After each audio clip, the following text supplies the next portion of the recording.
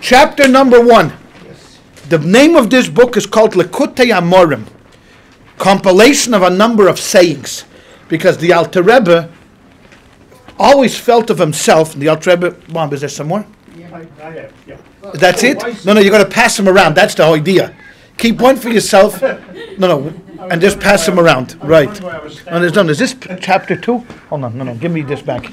The first word of the book is called "We have studied." We have learned. That Alter Rebbe is going to bring down a quote from the Talmud. Okay, this is chapter number 1. We're starting here. It says like this: Tanya B'Soif Perigimel de Nida. At the last pages of the tractate of Nida. Nida deals in all of the laws of women's issues. It doesn't really necessarily, it's not necessary to explain this right now, but all the issues concerning menstruation and when a woman has to go to the mikveh, that's what this part of the Talmud is dedicated to. What does it say in that chapter? It says like this: Mashbi'in oisai, that one, before a soul comes down to earth. Now, the word soul is going to be used in the next several weeks and months 1.5 million times, because unlike we, neshama, the soul, is unlike the physical person that you see, you can appreciate, you can touch. The soul is a vital part of our existence, but it is a part of that existence that we can't feel. We can't feel the soul. It is something that is embodied within us, rests within us, but it doesn't take up any place. So thank God for that. It's very good for your diet, because it doesn't weigh anything. The other hand, it's very bad for your conscience, because the soul has a tremendous impact on how you act. And we're going to find out through the next couple of weeks of what are we dealing with over here.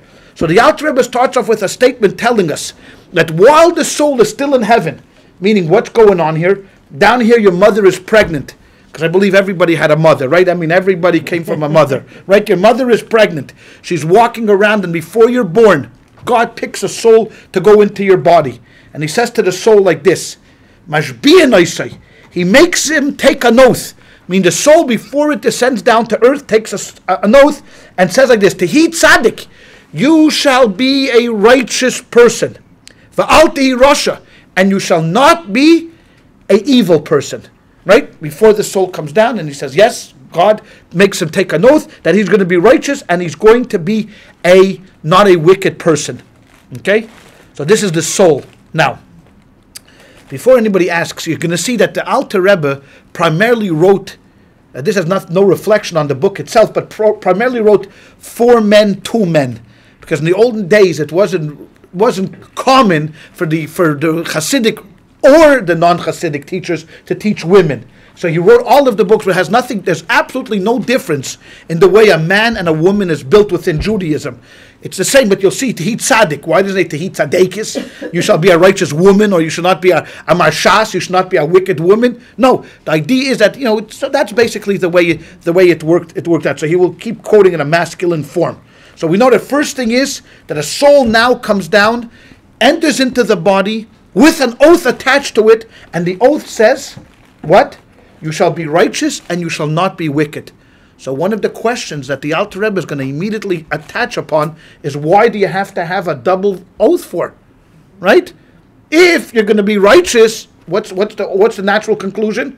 You're not wicked. So why does God have to say you shall be righteous but you shall not be wicked? Right? Why does always have that the 2 parts of the heart. Okay. See, they know too much already. You have to leave, Fanny. No. It's like creating light. Out. You have to leave. Right? When he's created light, he doesn't have to create darkness. Right. Except in a philosophical debate, question is, what is darkness? Is darkness only the absence of light, or since God created darkness in it of itself? But that's like, dancing on top of a pin. What's the difference? Whether it is. But so here, there's going to be an answer to why God gives us a double oath before we come down. Because right? wickedness and evil, good people are always with us. Oh, wait, you are not as, you're going to see how much they're with us. They're going to see. And then he goes on to say, Vafilu kol ha'olam. And even if the entire world, kulei oimelach, says to you, tzadikata, that you're a righteous person, the entire world says you're such a good guy, you're a righteous person, and people go that. Haya beinecha karasha. You should always view yourself as a wicked person. Always view yourself kirasha. As if, not Russia, you don't view yourself, you're not wicked, but you should always view yourself as a wicked person. Because you know what? I told you many times that the moment that people begin to believe their good press is the exact moment when things start to fall apart for them. So if the whole world, if you're a good person, and the whole world says to you, oh, you're such a good guy, you're such a wonderful guy, you're a tzaddik, you should always view yourself, look at yourself, as if you haven't completed the task yet, but you're still a wicked person. Right? I'd also begin to wonder if somebody had to say that to me all the time. Well, you know what, even I if... would wonder, what am I doing wrong sometimes? Yeah, you no. know, No, but it's... great. I pay people to say I'm a tzaddik. That's it. I feel so bad that I pay people around. So people go around all the time. Yes, men. Isn't that what corporate boards are all about? I mean, you have a chairman, and what does he do? He pays people to say what to him? Oh, how great you are, how smart you are, how brilliant you are. So in American industry, it's exactly the opposite. Even though you're wicked, you should always look at yourself as you're righteous. That's in American boardrooms. The Alter Rebbe says exactly the opposite. Even if people says you're good, you should always think of yourself as wanting to do more and more and more. Because And Jews always have to have guilt feelings. well, that's the way it goes. That's the way it goes. That's part of That's it, exactly yeah. what it is. So now we have these two statements, and the Alter Rebbe is going to explain what he means by this. What do you mean you should always look at yourself as you're evil? Don't forget, in Moses, who we're dealing with in this week's Parsha is born, it says about him, he was the most humble person on the face of the earth. Now, what does that mean, he was the most humble person on the face of the earth? Moses was not fooled, trust me. He knew exactly who he was. It wasn't like a real person that, a real person who needs to be humble. There are many people who walk around, look at me, and they have absolutely no reason to look at them. They're nothings. But Moses knew who he was. The fact is that he said to himself, even though I'm Moses the Great, and even though I have this special relationship with God, I'm still humble, because if someone else would be in my position, they would even be greater than me. So still, he always looked at himself as he has a long way to go. Okay? He was busy schlepping the Ten Commandments. What can you do?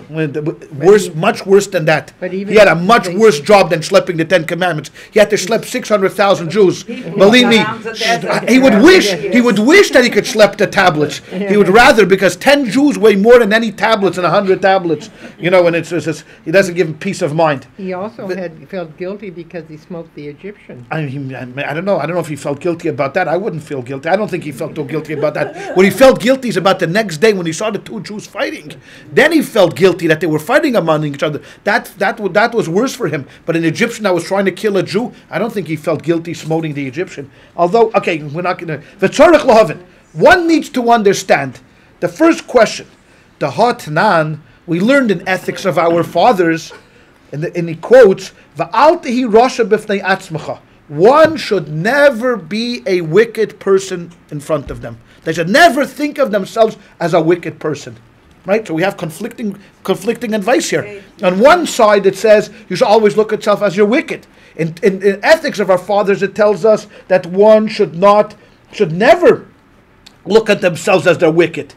And not only that, but even more, V'gam im yeh be'einav kerasha. And if one looks at themselves as if they're wicked, meaning, you know what, you get down on yourself. Who doesn't do that? Every once in a while, everybody gets down on themselves. I'm not as good as I should be. I didn't achieve all I wanted to achieve. You know, you get down on yourself. If you do that, Yira levavoy, his heart will become heavy. V'yatzav, and he will be depressed. He'll be sad, because a person thinks to themselves, you know what? What I could have been, what I could have done, I haven't done it. You know. I see people wake up in the morning. They're so enthusiastic. They're so gung ho. They're ready to take on the world. And look at me schlepping along. You know, by 11 o'clock, I'm ready to do something, eat lunch, or and then 1 o'clock, I'm ready for a nap. And then at the end of the day, I hardly did anything. You know, and there are people that accomplish in 1 hour what I could have accomplished, what takes me months to accomplish. So I think to myself, what a schlepper I am. You know, I'm a nobody. I'm a no goodnik. What does that lead to? Depression. So v'yetz atziv, a person is going to be sad. He's going to get a heavy heart. Right? What the Alter Rebbe writes, Yira levavoy, his heart will become heavy. You see, in order, if you remember the story that Jacob ran away from Lavan, he ran away from his brother Esav. right? And he had the dream of God said, I will protect you, don't worry, you're going to Lavan's house, but still, I'm going to be with you, I'm going to give you clothing, I'm going to do everything you need. The next day it says, Vayokem Yaakov. Yaakov rose up in the morning, and the commentators say he leaped up out of bed, he jumped up. Why? Because his heart was light. He was excited, right? God had appeared to him and promised him he's going to take care of him. So what happens to your heart when you're excited? It weighs less. You're lighthearted. You go up there and you jump and you're ready to go. But if not, it's heavy. You dread every day getting up in the morning, and you don't want to do, and every step that you take is a major effort. And sometimes we feel this way, and like it's almost like you're wrapped up in saran wrap, that bubble wrap, that everything you try to do just takes a tremendous amount of effort. It shouldn't. It shouldn't do that. I mean, even like simple tasks take a long. God forbid, if you have that, if anybody was ever diagnosed as clinically depressed, you know what I'm talking about. It's just that life is not worth living, and this all starts from what? Getting down on yourself. You're not good enough, or you have people that all keep telling you that, and they keep knocking you down. Now, what happens if you feel this way? Then the Alter Rebbe says like this: V'lo yuchal lavid Hashem. One will not be able to serve God besimcha, in joy, over tuv levov, with a happiness of heart, which the entire raison d'etre, the entire purpose of creation is that a Jew should come into the world, and we're primarily talking about Jews. Coming into the world, that God gave them the Torah in order to worship Him with happiness and gladness of heart. If a person walks around and worships God with a heaviness, he's only halfway there. Even if a person says, I got to put on tefillin because he's afraid of God. Oh, if I don't put on tefillin, what's going to happen to me? God is going to smite me. God is going to... Okay, so you know what? The guy does all of the rules and the regulations only out of fear. Is that the way to live life? No. Even though he gets credit, they do all this credit. Like there's some people that worry about Shabbos. If I do this, if I do that, if I do that, and they drive themselves so crazy on the observance of Sabbath that they forgot the entire purpose of what Sabbath came around for, and that is to do what? To enjoy, for family, to have, so therefore the Alter Rebbe is writing that once you get into this vicious cycle, once you start to get down on yourself and you start thinking of yourself as an evil person, or that you're a bad person, or that you're not a good person, then all of a sudden your heart becomes heavy, and everything that you get up to do that you're supposed to do is worship God with joy and unhappiness, which the Alter Rebbe is going to show us how we can do that, down the line, and then, God forbid, what happens, the next step? If one does not rid his heart completely of this, meaning he has to get rid of this attitude, that we have to have a confident attitude, not an attitude that we're somehow getting down on himself. The person could come to transgress on some minor transgressions, God forbid. Why? Because now he doesn't feel good about himself. So he's not willing to go the extra effort. So now all of a sudden, life doesn't have much meaning for him, and then things are not important. When a person's excited, so everything in life is good, and everything is proper, and he's doing mitzvahs, and one mitzvah leads to another mitzvah, to another mitzvah, to another mitzvah. Oh, it's great, it's fantastic. But if a person is down on themselves, and a person thinks of themselves as wicked, so what's the difference? What's the difference? Let me ask you a question, right? What's the difference if I do put on tefillin, if I don't put on tefillin, if I do keep kosher, I don't keep kosher, right? The person loses the entire enthusiasm for being observant. So what happens, God forbid? He may lead to irreverence, God forbid, that something wrong is going to happen. So it all starts, how? The Alter Rebbe says, what's the first step of us leading and descending into this level of darkness? Thinking of yourself that you're not a good person. So the Alter Rebbe has this contradiction. The first, I said to you that even if the whole world says, oh, you're great, you're great, you're great, you're great, you should always view yourself as kerosha. You should always view yourself as, you know what, I'm not great, I'm not good, I'm this, I'm nothing.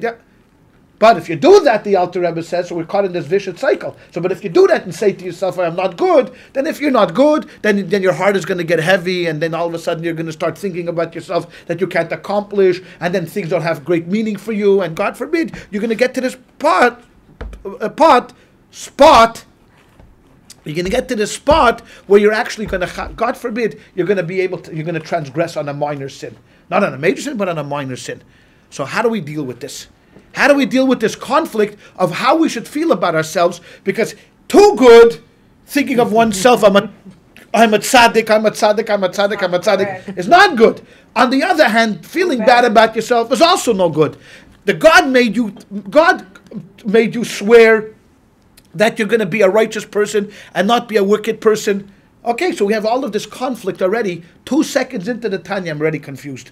I'm already need to have some kind of clarification. What do we mean? Oh, wait. You see, that's what Alter Rebbe traps us. Because he named his book, Sefer Shel Beinanim, the book of the middleman. Now we're going to be trapped by thinking, you know what, I know what he means. I know what he means by a middleman. No. That's where he fools you. Because by the time you finish this book, you're going to be a tzaddik. You're going to walk around like the biggest tzaddik in the entire world if you follow the steps that the Alter Rebbe has outlined for you. Really, that's really what the Kabbalah is. And isn't that what people come into this class? Because they want to think of this thing called the hocus pocus Kabbalah, right? That, you take this 2 tablets in the morning and all of a sudden, all of your problems are just going to melt away. All you got to do is just say the word 3 times in the morning. I'm a Kabbalist, I'm a Kabbalist, I'm a Kabbalist. And the rest of the day you'll be flying. You won't even need your car. You'll fly. And you wear the, you wear the red string and the yellow shoes and a red nose, and you'll be fantastic. You'll be well taken care of. Isn't that what people expect about the Kabbalah? Little do they understand that the Kabbalah had so many demands upon the person with no promise of return. The Kabbalah never promises you that I'm going to all of a sudden hocus pocus, you're going to come into a 3-day class and then all of a sudden you're going to walk out there, excited. No, it takes a lot of hard work and the struggle may never end. Know that this is we're getting into a situation, so I'm warning you early on, we're getting into a situation and if you get caught, then all of a sudden, look at this, Rabbi, it's the journey is difficult, but you know what? If you follow the yellow brick road, we're going to get to the promised land, I promise you. If you stick with me, and we follow the rules and the regulations that the Alter Rebbe put down, the prescriptions down here, our lives will be completely changed. You will not look at yourself anymore the way you've looked at. Okay, now that I've convinced you of that, let's go further. So now the Alter Rebbe says, okay, so we have to now understand who we are. That's the first prescription of trying to understand how we can get on this path of spiritual prosperity. Because this is what we're looking for, right? Who wants to be a better Jew in this class? We all want to be better Jews, because by being a better Jew, you're going to be a better person, you're going to be a better father, a better grandfather, you're going to be happy because you know your place on earth, you know why Hashem put you down here. Isn't this really why? Judaism is deeds, not just belief. Oh, but you know what? But deeds are very, very difficult to follow unless you know and you buy into the program. Just if I tell you, you know what, I want you to do this, yeah, I could make you, if I hold a gun to your head and I say, I want you to light Shabbos candles. So every day I got to come to your house on Friday with a gun, putting to your head to light the Shabbos candles. Now, of course I could get you to do it that way. But if you bought into the program, if you understood why it's important to light the Shabbos candles, then, it would be much better. That's why the Alter Rebbe called his group, what are we called? Chabad, right? We're all Chabadniks, right? Everybody in this room is a Chabadnik. Because when they ask you how many Chabadniks there are in the world, I say about 14 million. I say, how so, Rabbi? I say about 100,000 committed and 13,900,000 on the way there. They're on the way there. So there's only two types of Jews, Chabadniks and those who are yet to become Chabadniks. That's how I view the world. Very black and white to me. There's absolutely no gray in the world. So what?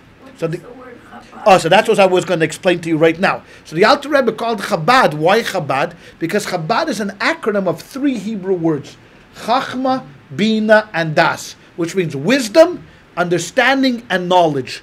These are the 3 faculties of the intellect. That by understanding, not so much understanding of the ways of the world. Who cares what this paper says, what that paper says? No, but understanding what we're made up of.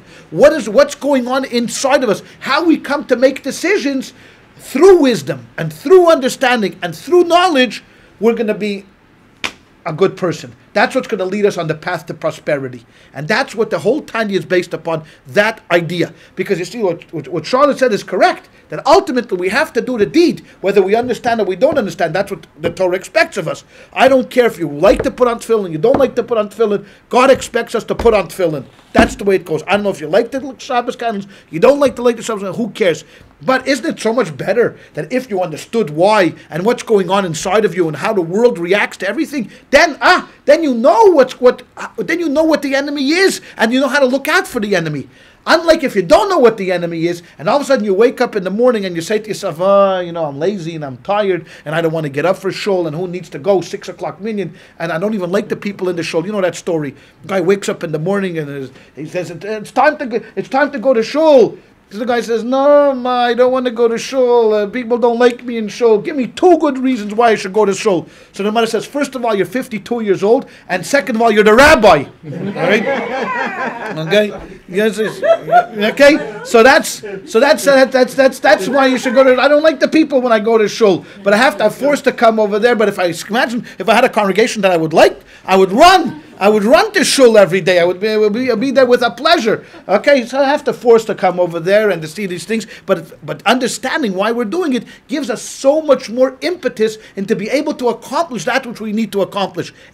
Because we'll understand where the pitfalls are. And once you already know where the pitfalls are, it's like having a map. Imagine if a person could give you a spiritual map to finding the pot of gold at the end of the rainbow, right? Remember when we were kids, these cereals, they used to have all of these treasure maps, right? They never found anything except maybe to send them a coupon that they redeemed it for you. They were making money 50 ways, some kids. I mean, that's the way it works. But you know what? You were so excited trying to follow the map each way with clues. This is exactly what it is. This is a roadmap of trying to get you to reach your greatest spiritual height that you could possibly reach. And just one more thing for Charlotte. And understanding that not only is it the spiritual heights, but spirituality and physicality are tied like this. Not that we act one way in shul and the other way we act in a bowling alley. Because in a bowling alley, you wouldn't act the way you wouldn't come dressed the way you come dressed to shul. You act differently when you're among friends in a bowling alley. You talk differently. The Alter Rebbe says, no, it's all one person. The way you act in shul is the way you should act in a bowling alley, because spirituality and physicality are tied together. Go ahead, Charlotte. I was saying, when we joined 1980 to Brandeis, and it was really more a goal. It's changed a lot now, the organization. But that was the theme of everything: is growing and learning and understanding. That's right. That's right. I think that one of the reasons I'm here is because of that. Because I learned. Exactly. There's a person when they stop growing and stop learning. Than basically going to shuls that we exhausted a lot of shuls. Yes, absolutely. And that's the orientation we came with. What you said, Emil Falkenheimer, with yes, right. His idea of having this. She likes the name. She's mentioned him 16 times. How do you say it right? Yeah, I see the way you said it. I don't want to say it on camera. I'm going to slip. Okay, the way you said it, his name is Professor Emil. That's what we call him here. Right. Okay, and his sense of dedication to the Jewish people and to right. Judaism. Right. And that what you do and how you represent Judaism is so important. But I mean, that's how I sort of grew up in this, learning this. And I think that this is, what it says. This is what it's all about. This is what it's all about. It's all about. To be a light among nations. Exactly. But you can't be a light. And you can't be a light because you take it to the next logical step. You can't be a light until you understand what you are all about. Otherwise, you'll just be swimming against the tide. You'll be struggling and you won't know why, and you'll try all different things. And Jews are seekers. Jews are ultimately seekers. They seek other things. And if Judaism doesn't talk to them, they'll look outside. You know how many Jews are in the Hare Krishna? You know how many Jews there are in the Eastern religious, Jewish, Buddhists, all of these things? Why? Because that speaks to them. That appeals to them. Judaism with all of its rules and regulations, but what these people are missing is they don't understand, they don't have the road map of how to get there. If they had this roadmap, they wouldn't have to worry about it. Let's continue. Judaism is a way of life, Rabbi. Absolutely. But the concept is like this. We find in the Talmud there are 5 different types of people. Those that tip, those that don't tip, those that tip a little. No. Those honest. What are the 5 different types of people? So one goes like this. Tzaddik v'toivloi. There's this righteous person and it is good for him. Okay? Tzaddik v'raloi. There's a righteous person, but it's bad. He still has a little bad in him. Rasha v'toivloi. A wicked person, but he has some good.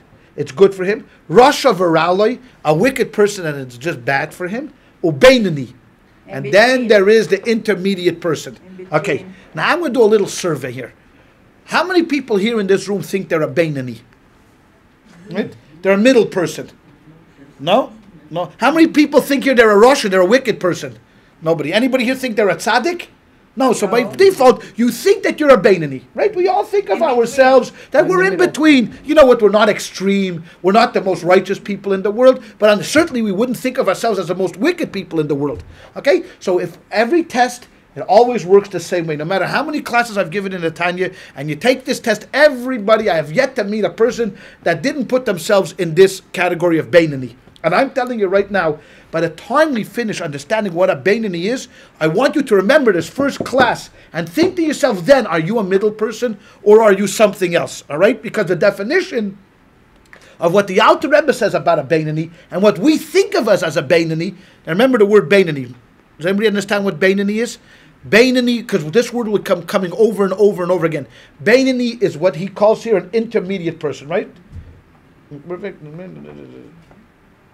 A Beinani, an intermediate one, the intermediate one. Okay, so let's see what he says like this. Uperish beGemara, and the Talmud explains, tzaddik v'toivloi, a tzaddik and it's good for him. Tzaddik Gomer is a complete tzaddik. So who would that be? Moshe Rabbeinu. Moshe Rabbeinu, right? Not, him, someone like him, Avram Avinu, Yitzchak. Tzaddik Gomer, someone that is the only completely righteous people. Absolutely no problem there. Did Moshe kill an Egyptian when he was in Egypt? He did kill an Egyptian, but self-defense is self-defense. Self-defense is self-defense. But I mean, that was not it. We'll get it. We're not going to worry about so much about the Tzaddik Gomer. We're really going to worry about the Beinani, because that's really the one. Yeah. Tzaddik Gomer, I want to tell you all right now, you're out. You're never going to get to this level of a Tzaddik Gomer. I know you signed up for this class with the intent of becoming a Tzaddik Gomer, but that's advanced Kaballah 101. We and have that to be reborn. You're not, even if you're reborn, this level comes around once in maybe 1,000 years. Maybe once in 1,000 years. If you're Hasidish, you believe that the Baal Shem Tov was a Tzaddik Gomer. He was a pure soul that came down from heaven, never been down here before, a brand new soul, and he was a complete tzaddik. For me personally, Tzaddik Gomer is the Rebbe. The Lubavitch Rebbe is to me a Tzaddik Gomer. Comes around once in a few hundred years, a complete righteous person. Okay? That's it. Tzaddik Viraloi. What's a Tzaddik Viraloi? So Tzaddik She'eina Gomer. He's a righteous person, but not complete. Meaning that there's still something within inside of him that he could clean up. There's still blemishes within his soul. Right? Within his soul, there's still blemishes. Now, we don't know exactly what that really practically means. What is a tzaddik gomer versus a tzaddik she'eina gomer? What's a complete tzaddik versus a non-complete tzaddik? We don't know yet, because the Alter Rebbe will explain it in the later chapters of the Tanya exactly what the difference is. But trust me, I don't want to seem harsh. But I want to be realistic. You're neither going to be a tzaddik gomer nor a tzaddik she'eina gomer. Neither of these two categories is going to apply to us, because these are categories of people that, you know what, Samuel's mother, for example, if you read the Old Testament, who am I talking to here? No, if you read the Tanakh and you read the first chapters of Samuel and you see the way he was born, that his mother was barren and she came to the temple and she cried at the temple, and and Eli the high priest blessed her with a son, and she raised a son in perfect submission to the Lord, that Samuel was the perfect person, Nazarite, whatever it was. Such a woman comes around when? Who has such a mother? Once in 1,000 years you have a lady like Hannah. She's a tzedekis. Rachel, the people in the Bible basically. And then other people throughout history that we see that rose up, to do it. But most of us will not fall into that category, because that's the way we are. Yeah. And who wants to? Yourself, Rabbi. I believe me, I'm including myself number one. I put myself number one on that list. And you know what? Who wants to be a tzaddik? Not me. It's too difficult. All the responsibilities of all of this, forget about it. Forget about it, right? What shall we do? You couldn't go bowling anymore. I tell you, no way. No. How can you go bowling if you're a tzaddik and you're expected to study? Think about this for a moment. A tzaddik is a righteous person, doesn't do any sins, right? It's sinless, because if he's sinless, he's not a tzaddik anymore. Then he's me. What does he have to be a tzaddik? I sin. Okay, I don't admit that to the camera, I'm just saying it anonymously. I'm just saying, someone sins in this room, But if you're a tzaddik, and all day you're involved either with study, or you're involved in good deeds, or in prayer, that's all a tzaddik is involved with. Every waking moment of his life, he's either doing something positive. Who wants to live a life like that? Like Bob says, the men's club goes bowling and I have to sit home and study. Can you imagine that? No choir practice. No choir practice. None of this. This is getting, Paul is the editor, but it's no choir. No, you can't do anything fun. Right? They said about the Rebbe, see, I'm very partial to the Rebbe, I can't help it. But the Rebbe at 9 years old, there was a man that still lived, he just passed away a little while ago, his name was Rabbi Goldschmidt. He grew up in the same town as the Rebbe. The Rebbe would hardly ever came out. Even as a kid, he had his room in the attic and he would be there. The Rebbe's mother had to pay this guy, Nachum Goldschmidt, a few, rubles, to get the Rebbe to come out and to play. So he said he would go to the Rebbe's room and he would just be there with books all day, morning, noon, night, studying. And he would say, why don't you come out? We're having a soccer game. We're doing something. He would drag the Rebbe out. The Rebbe would spend a few minutes. Didn't know what probably was. I don't know. You see, if you ask real Chassidim, he scored on the first shot right away. Before he came out, because he could do nothing wrong. He's a tzaddik. So he scored, he kicked the ball immediately that he won the winning goal in the 1909, festival or something like that. I'm not going to go that far, but to say that, he did not enjoy this. He did not enjoy being around other people. What he enjoyed was all just study, study, study. So when you have someone that already has this inclination, it's easier. But if a person likes to go bowling, if a person likes to hang around other people, by nature, it's going to be very hard to be a tzaddik. Let's put it that way. Okay, but that doesn't. But that doesn't make it. But that doesn't mean anything. It's okay. It's all right. We don't have to be a tzaddik. We don't have to. We have to be the best person that we can possibly be. Reb Zusha of Anapol was one of the Alter Rebbe's contemporaries, a great Hasidic master in his own right, who wrote, when he read the book of the Tanya, his statement was, how did the Alter Rebbe get such a great and big God into such a small book? That's what. But Reb Zusha said, when I die and I go up to heaven, the people in heaven are not going to ask me, why wasn't I like Moses? And they're not going to ask me, why weren't you like Abraham? But you know what they're going to ask me? Why weren't you like Zusha? Here you had all the potential in the world. All the potential in the world. And what did you do? You frittered it away. So this is what the Alter Rebbe is trying to prevent us from frittering away our potential. So he says, that's in the Zohar. In the Zohar it explains, Parshas Mishpatim, in the chapter of laws, Pirish, what he explains there, Tzaddik V'Ralei. What does he mean at Tzaddik and it's bad for him? Shahara Shaboy, that the evil within inside of his heart, Kofav L'Toiv, is bent over for the good. Is subjugated by the good. Now here's the difference between a tzaddik gomer and a tzaddik she'eina gomer. A completely righteous person and a not completely righteous person. A completely righteous person has killed his evil inclination. That's it, finished. It's over. Have a good day. See you later. That's it, finished. He's a complete tzaddik. There's absolutely no shemitz menu. There's not even a remnant. There's not even a sprinkling of evil in this person's heart. All he is completely good. The tzaddik v'raloi, the tzaddik and the and that's bad for him. She'eina gomer, he's not a complete tzaddik, means he still has the potential of evil. But the potential of evil, he subjugates, he squashes it, that it's covered over by the goodness within him. So even though in his heart lurks the possibility, the potential of doing something bad, it never really comes to the forefront. It never really sees the actualization of this potentiality. Why? Because the goodness suppresses it. But it's still there. It's still there. That's, for example, the difference of Pada B'Shalom Nafshi.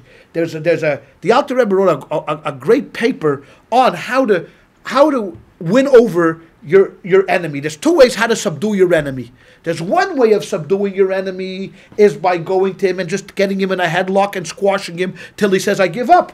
Right? That's the way the communists work. Right? In the communists, you have to go back to Russia. You know what the difference between Russia and America is? You don't know what the difference is. In America, you go looking for a party, and in Russia, the party comes looking for you. Yeah. Okay, that's what it is in Russia. So in Russia, the way that you vanquish your enemies is by instilling fear in them. The Nazis did this. The communists did this. This is one way of winning over your enemies. The other way of winning over your enemies is by convincing them of the righteousness of your cause. By telling them, listen, you think A, B, C, and D, but in reality, what's really truthful is D, E, and F. That's the reality.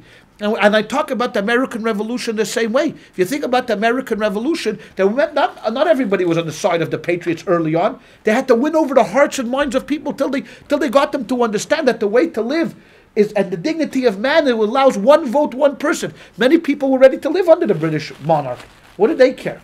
They didn't care. Some of them got tarred and feathered. Some of them got tarred and feathered. Exactly. You know what? It took somebody like someone like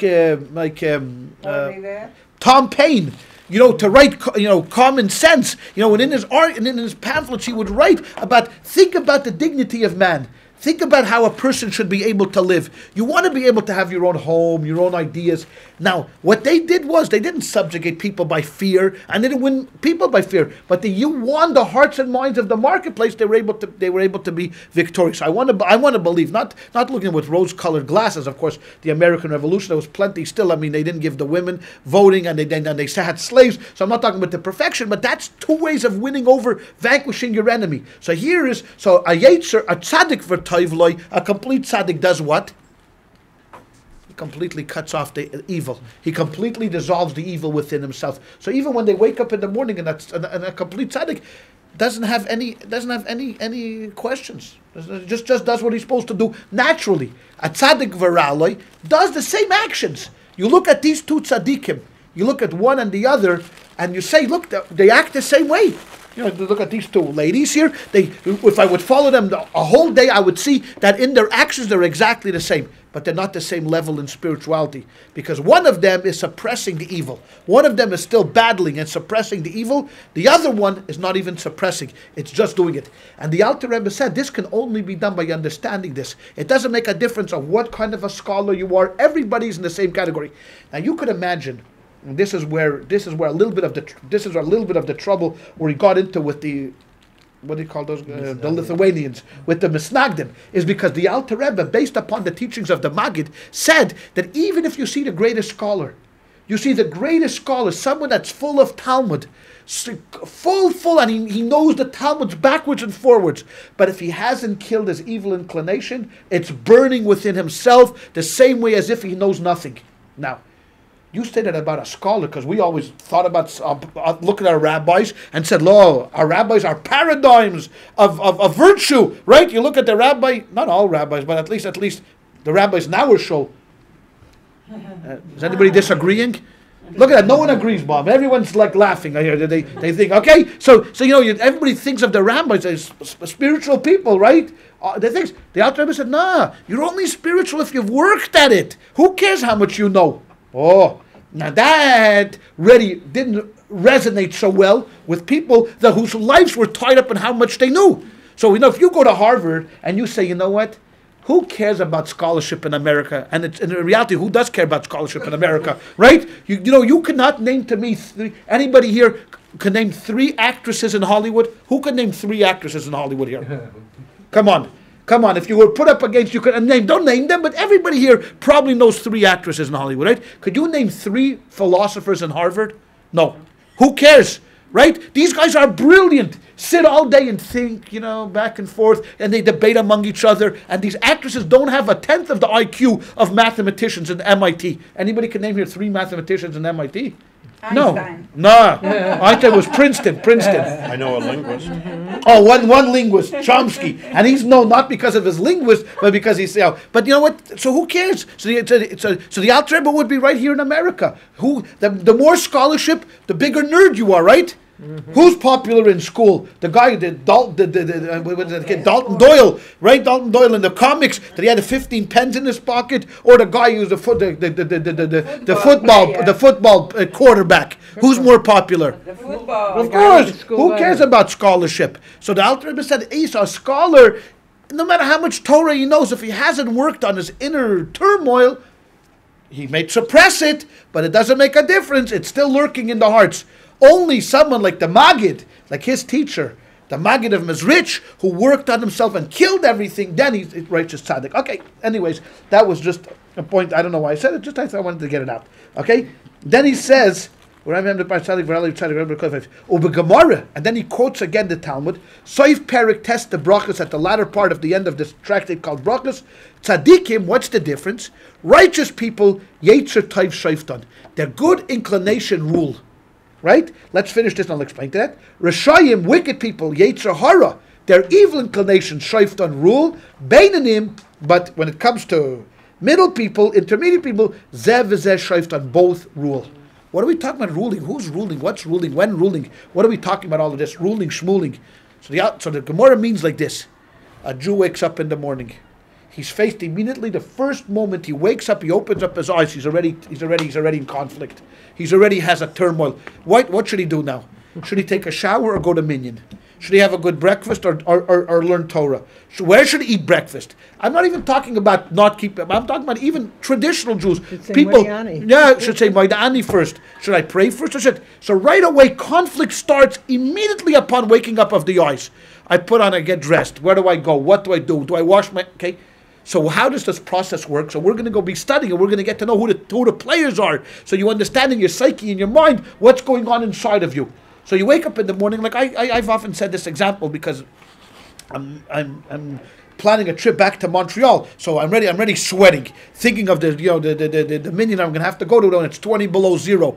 But we all know this, right? When I was a kid growing up in Montreal, when that alarm clock went off at 6 o'clock on a cold January morning, and I looked out the window and it snowed the night before, and then the snow freezes, and the rabbi calls you up because you're the 10th to the minyan, and you know that he's lying, and he knows that he's lying, because he called 15 people telling them that they were the 10th.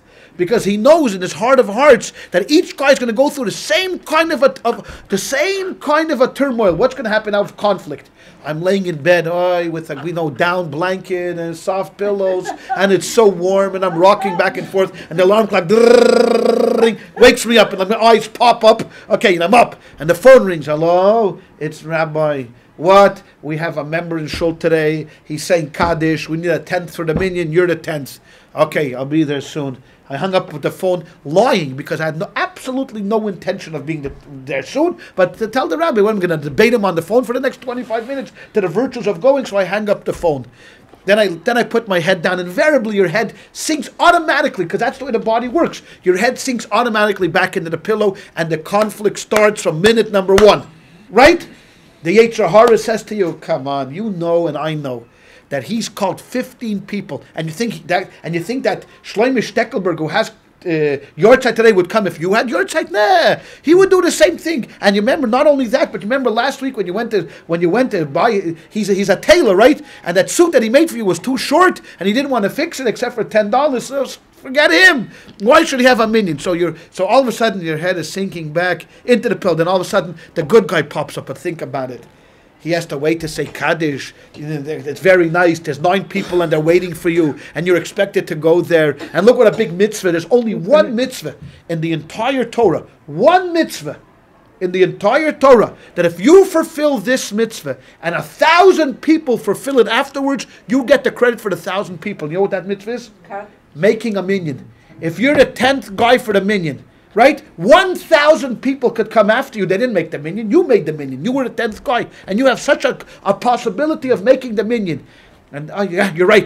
I better get up. And then all of a sudden, no. Think about it. It's 20 below zero outside. Your car is not going to start, especially if you have a Chabad car. It's not going to start, okay? You know what? You're going to have to go there and borrow some, what do you call those things? Those things that get your jumper cables. You have to go get jumper cables. Then you're going to have to go find something to scrape off the windows. Then you're going to have to, then who knows what, you're going to have to get there. Then it's going to be this. Nah, forget it. Lay back, go back to sleep. Okay, go back. No! Then you're good. The Yetzer Tov says, come on! on. Get up in the morning. This is what Hashem expected you to do. All of the training that they gave in yeshiva, get up there. So you finally get up. You're out of bed. You throw off the covers. You make your way into the bathroom. You can't find the toothbrush. Can't find the toothpaste. Yeah, where's already? Moment number one, you finally make it to shul, and I was right. There's 27 people in shul. I'm so angry at the rabbi because everyone went through the same type of conflict, and that's what he's talking about here, the Alter Rebbe. So tzaddikim, when he says, look what he says. Let's go back. He says tzaddik. Hold on. Tzaddikim yetzer tov shoftan. Tzaddikim, the good inclination rules, meaning that when they have this conflict, who wins out? The good guy, the guy on the right side of your shoulder. Rishayim, wicked people, yetzer hara shoftan, the evil guy wins out. So if you put your head back onto the pillow and you say to yourself, I'm not going, I don't care, what happens is you fall into the category of what? Evil. And again, you can't think of evil as someone who's drowning baby kittens, because we think of evil as like a Simon Legree type. Don't think of a Simon Legree, a guy that's evil only means the opposite of good. Since there's no other word really to describe it in the English language, so we use the word evil, but that doesn't mean you're a bad person. It doesn't mean that you're going to go up there and you're going to cheat. It's just that you're not righteous. Exactly. You're not righteous, and you allow yourself to fall into this, under the domain of what we call the evil inclination. The inclination that's trying to trip you up. And that, I'm telling you, happens to every Jew every day when they wake up in the morning. Right away, from moment number one, we have this conflict going on. And we are as long as we understand this, that we are in charge. You can't blame everybody else, because in this country we also have this other narishkeit. We have this mishagas, I should say, that we're victimized. We're victims. My mother loved us too much. My mother didn't love us enough. The father was strict with us. The father wasn't strict enough with us. And then my father worked too hard. My father didn't work enough. So all of these things go into my psyche. So if I kill 9 people, there's going to be some lawyer in America that's going to find something wrong with me. What about the fact that you killed 9 people? No, it was society that did it. If society had only given this guy 100,000 shares of Microsoft when it was first coming out, or if Warren Buffett would have called him to invest in Berkshire Hathaway in 1962, the world would be at peace. The guy is a murderer. I don't care. He's a murderer. And unless the guy went off the deep end and psychiatrist, it's another whole idea, can prove it, but if that guy is a murderer, he's a bad person. End of discussion. He is responsible and has to take responsibility. Now, whether we believe in the death penalty or not, I'm not getting into that. But he has to take responsibility. And the mishagas in America now is, if the kid doesn't do good in school, it's the teacher's fault. No, the teacher doesn't know how to teach. Your son has a pattern that no teacher could teach him. No, just bad teachers all around. When I went to school, I think many of us could relate to what I went through. So I went to yeshiva. So if there was a problem that I got into it, and I would come home and complain to my father, he would invariably agree with the teachers. He didn't even want to hear my side of the story. I could have been 100% right. It didn't make a difference. The Rebbe said, I'm not talking about the Rebbe, I'm talking about the Rebbe said, the teacher said, this is what it is, that's the way it has to be. But it's not, there's no such thing, it's not fair. What do you mean not fair? Not fair is growing up crippled. That's not fair, all right? Not fair is growing up blind. Then you can have a say it's not fair. But the fact is that the teacher made you write 500 lines. I will not throw the snowball at my teacher anymore. Then it made you write lines. That was a big punishment in my days. Write 500 times, I will not throw a snowball again. Okay, this was before copying machines, okay? So they didn't, now it's a little different. Emailing, you could type it once in the computer and just put a thing, it'll write it for you. That was it. So the Alter Rebbe writes here, know that when there's a conflict with inside of you, who rules? Who is the ruler? We. And who is the we? That will be explained next week as we go further on into our quest. All right? Any question? I think we've had enough things to think about.